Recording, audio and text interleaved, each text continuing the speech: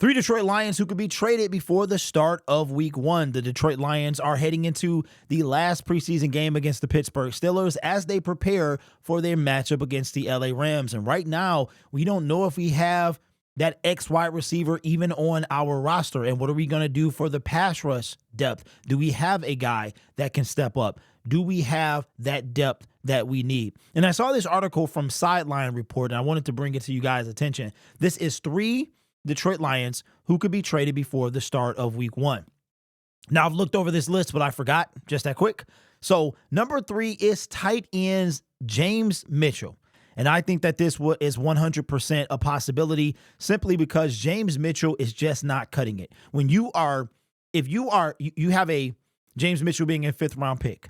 Then you have a situation where the Detroit Lions value Brock Wright so much that they matched the contract offer that was made by the San Francisco 49ers. Then you have Shane Zylstra as well that you're competing with. I just don't think James Mitchell has done enough in order to stay part of this 53-man roster. So we've been talking about this all offseason long, that as this season approached, this is going to be, I think, the time that we see a healthy number of players that Brad Holmes has drafted and Dan Campbell obviously have drafted come off of the roster and that's not a bad thing. It was kind of a badge of honor that these guys that every draft pick made the team. But with the team getting better, it's time to be better. The team needs to be better. So James Mitchell just not cutting it. I do agree with that James Mitchell could be traded. I don't think anybody is going to want him, but I don't think he's going to be on the roster. This is just one of them things. Well, why cut him if you could get something for him? So will James Mitchell be traded? I mean, he could be. He could be. Logan Thomas, former Detroit Lion, was actually, I think he now is back to the San Francisco 49ers. So, they taking our leftovers. You know what I'm saying? So could he be traded? Perhaps. Will he be traded? Probably not. I think he gets cut before he gets traded. But hey, if somebody's willing to give you something for him, then I would take that offer. Number 2 is Zonovan Knight, running back Zonovan Knight. Would somebody trade for Zonovan? I'm not sure. But Zonovan, right now you're talking about a practice squad dude. I do believe that Jamar Jefferson is no longer on this team in any capacity. I think his time with the Detroit Lions is over. If I remember correctly, Jamar Jefferson was the first. He was drafted in that 2021 draft, and he was the 7th round pick. We didn't think he would be around this long, but Zonovan Knight, could you get some trade capital for him? I doubt it. I sincerely doubt it. But as we saw with kicker Riley Patterson last year with the Jacksonville Jaguars, we had heard that he was cut. And then next thing you know, the Detroit Lions traded for him because it wasn't official yet. So, stranger things have happened. Do I see this happening? I don't. But again, just like with James Mitchell, if the Detroit Lions could get anything from any player that they have on their team, especially one that might not be there, then why not take that offer? And then last but certainly not least, and you guys are super fond of this young man right here, the number 1 person who could be traded is James the Problem Houston. James Houston. Could James Houston be traded? Now, this is not the first time that we've talked about this. As a matter of fact, if you were part of Spike Kool-Aid or Detroit Lions Weekly, Thursdays at 4, you've seen the conversations. James Houston. Now, NFL teams have film on him. And would they value him enough to trade for him? Now, here's the thing. James Houston was a 6th round pick. What could you see yourself if you were a general manager of another team? What could you honestly see yourself giving up for James Houston?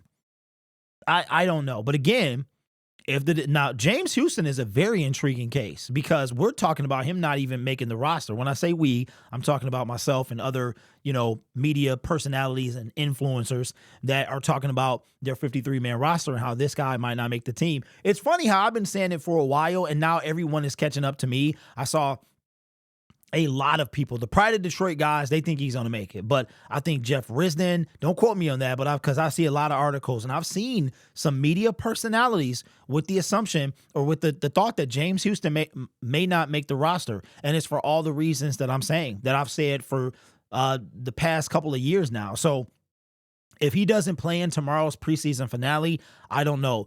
Does Aaron Glenn, Dan Campbell, and Brad Holmes and the defensive line coach, linebacker coach, because he's kind of in between, do they value his skill set of rushing the passer enough to keep him on the team? Or could they try to trade him?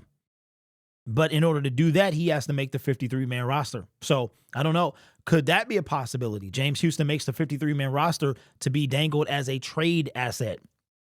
I don't know. Let me know your thoughts in the comments below. I do agree with these two, James Mitchell and James Houston. Zonovan Knight, I'm not sure he's got any capital, any value to him when he's pretty much like a practice squad guy. But I could see this going either way for the two Jameses. Somebody could be kind of in that, and somebody could be where we were in 2021, where they're just simply rebuilding their roster and they need somebody to help set that tone. So let me know your thoughts down in the comments below. Don't forget, I will not be on tomorrow for the watch party, but I will be back home to do the live post-game show. Right now it's set for 5 p.m., but obviously if it's not starting, go ahead and stay in the stream. That means I'm not home yet. So make sure you guys tune in for that. Subscribe to the YouTube channel as well. I believe we are just 2 subscribers away from the coveted number change, which is 21.7. And why should you subscribe? Very simple. Because of this animation right here. Because from my subscribers, 55% of y'all are subscribed. But it's that 45% right there, man, that I'm trying to be like, what is the deal? You see Coach Campbell, he like, what are you doing? What are those? What is this number right here? So I'm going to update this once a week, and I'll update it probably on Monday, and we'll see if that percentage has gone down just a little bit. So consider subscribing to the YouTube channel. Dan Campbell would appreciate that. So with that being said, you guys are awesome. This channel is brought to you by viewers, subscribers, and members just like you. Shout out to all my director members. If I didn't see your name, or your name is not here, make sure you say something in the comment section so I can go and update it. I don't look at this list but once every few weeks, so I try to update it like at the beginning of the month and go from there. Some people fall off, some people join, so just let me know and I'll add your name. I'll probably start checking it every day just in case, but you don't want to look at that every day, because you see cancellations, then you be like, dang, did I do something wrong? And then you just are filled with all these emotions, then you start feeling sad, and then you want to go in the corner and feel sorry for yourself, right? So that's why I don't do that. But if I miss your name, then let me know what you think, or, let me know and I'll add it down for another video, okay? You guys are awesome. Take care of yourself and each other. And as always, go Lions. If you are going to Ford Field tomorrow, hopefully I'll see you there.